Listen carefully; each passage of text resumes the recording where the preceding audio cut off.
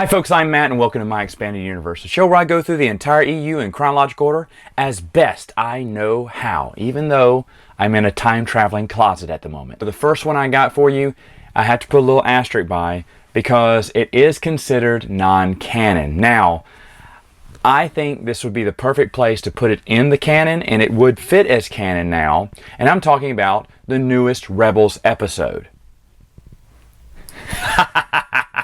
I'm totally kidding. Screw Rebels. The comic book is Star Wars Visionaries, and the story is written by Aaron McBride, called Old Wounds. Now, in this, Darth Maul goes after Obi-Wan one final time as he's stranded on Tatooine.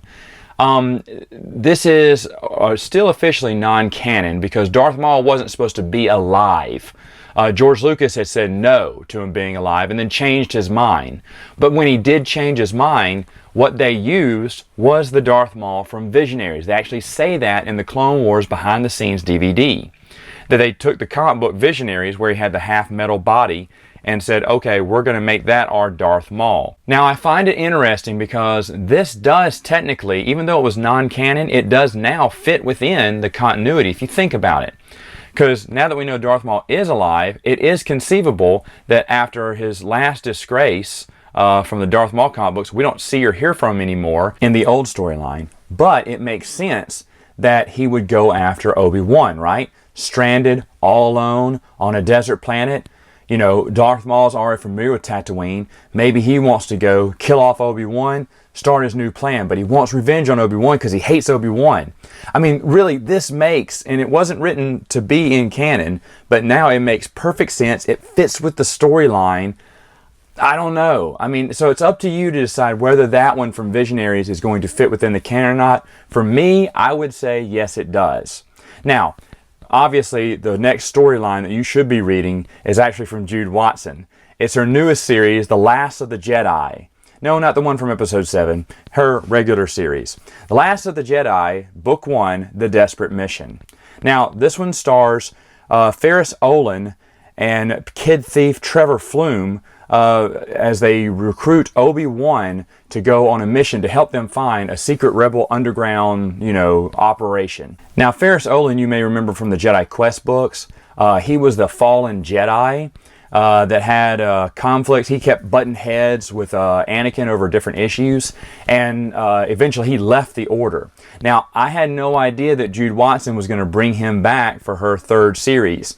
I knew Last of the Jedi was going to come out. I didn't know what it was called back then, but I knew she'd already done one for Jedi Apprentice, which was excellent. She did one for Jedi Quest, which was pretty good.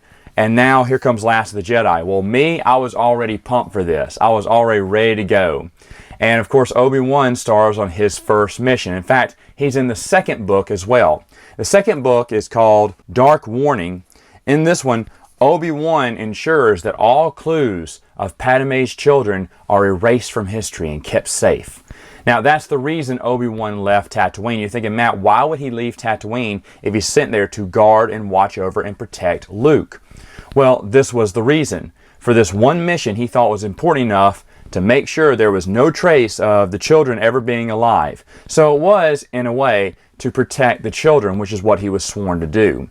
Now, originally, Jude Watson wanted to use Obi-Wan through this entire series, but Lucasfilm said no. They said no, he needs to remain on Tatooine. Now, the fact that he leaves Tatooine this once doesn't bother me because, as we know, or you'll find out, in the Marvel comic books, he also left again. So he doesn't leave that much, and I'm fine with that. You can't expect Obi-Wan to stay on Tatooine forever, right? So the storyline with him leaving Tatooine makes sense for me, especially if it's to protect the kids. Trevor Flume is a newer character. He's going to take a big part in the series later on, just some kid, thief that they find on the street. And Ferris Olin, of course, is going to take the helm after this second book. But that is for another time. All right, folks, it's time for me to come out of the closet. That came out wrong. Anyway. Hey, I came back from the past and this is not good.